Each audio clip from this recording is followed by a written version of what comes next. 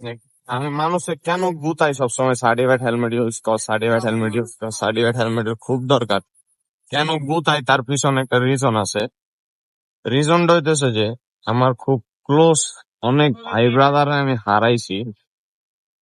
অনেকজনকে অনেক ভাবে বলছি, বলতে বলতে বুঝাইছি, কেউ বুঝছে কেউ বুঝে নাই। তো যে বুঝছে সে তো কিনছেই। আর হেলমেট ইউজ করাটা আসলে জরুরি, সেটা বাসার থেকে, বাসার সামনের দোকানেই হোক বা যেখানেই হোক, আপনার বাইক নিয়ে বেরোছেন, আপনার হেলমেট ম্যান্ডেটরি। আপনার পুলিশ থেকে বাঁচার জন্য হেলমেট ইউজ করবেন, কিন্তু আপনি নিজেরে বাঁচানোর জন্য হেলমেট ইউজ করবেন না, ভালো একটা হেলমেট ইউজ করবেন না, এটা তো আপনার নিজের সাথে নিজের একটা নাইনসাফ। তো আমার কথা হইতেছে যে হেলমেট ইউজ করেন, ভালো একটা হেলমেট ইউজ করেন। নর্মাল একটা র্যান্ডম যা তা ইউজ করলে তো আর হইলো না। ওইটাতে আপনার হয়তো পুলিশ কেস দিবে না 5,000 টাকা, কিন্তু আপনার লাইফ রিস্ক তো থেকে গেল। তো আপনার লাইফ রিস্কটা যদি সেভ করতে চান, অ্যাটলিস্ট একটা ভালো মানের হেলমেট নিতে গেলে কত টাকাই বা আছে। আপনি 7-8 হাজার টাকা দিয়ে ভালো ভালো হেলমেট পাওয়া যায় এখন। কারণ সেফটির কথা চিন্তা করে 7-8 হাজার টাকা দিয়ে খুব ভালো ভালো মানের খুব সুন্দর সুন্দর হেলমেট পাওয়া যায়। জিপিএক্স যেমন কিনতেছে, R15 V3 কিনতেছে, 5 লাখ 5.5 লাখ টাকার গাড়ি কিনতেছে, কিন্তু হেলমেট কিনবে 1,500 টাকা 1,000 টাকার একটা হেলমেট, যেটার কোনো মানে সেফটি নেই।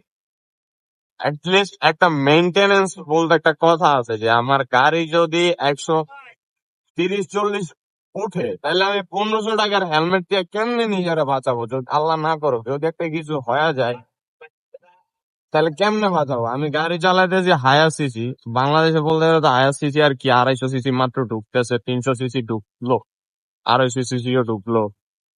তো যখন জিপিএক্স ডায়মন্ড V3 তখনকার সময় ওরা দেখলাম যে ছেলেরা হেলমেট গাড়ি কিনতেছে 4 লাখ টাকার, 5 লাখ টাকার, 6 লাখ টাকার, R15 M কিনতেছে, এই কিনতেছে সেই কিনতেছে, কিন্তু যখন তার প্রোফাইলে ঢুকবেন, প্রোফাইলে ঢুকে দেখবেন মাথার মধ্যে একটা 1,500 টাকার হেলমেট।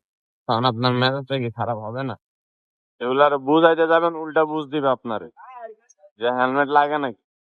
আমার তো কনফিডেন্স আছে, আমি তো পরবো না। আরে এদের হেলমেট লাগে না ভাই, এরা এলিয়ন, এরা হইতেছে এলিয়ন। এরা 4 জন নিয়ে ছাপড়ির মতন ফু ফা করে টানতাছে।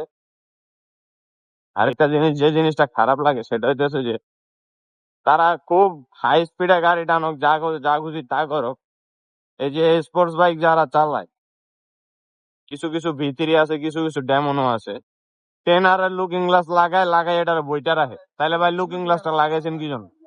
এই যে, ধন্যবাদ মামা।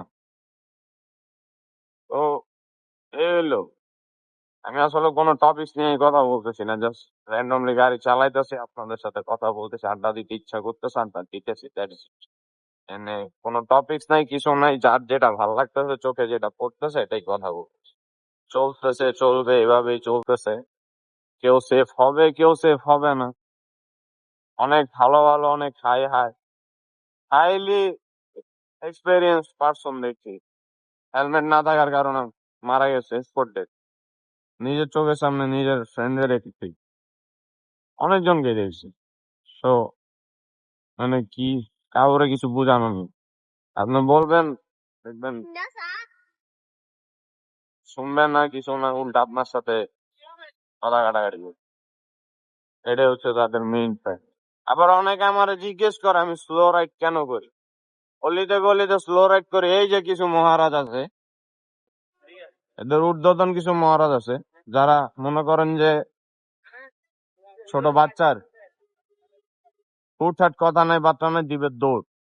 আর দৌড় দিয়েছে কোন দিকে গেলে এটার আর কোনো হদিস নাই, আইসা গাড়ির সামনে পরে। এই এই কারণে অলিতে গলিতে রাফ এন্ড টাফ না টাইনা জেনুইনলি ক্যাজুয়ালি রাইড করেন, আর নিজেও সাবধান থাকেন, নিজেও সুস্থ থাকেন, আরেকজনেরও সুস্থ রাখেন।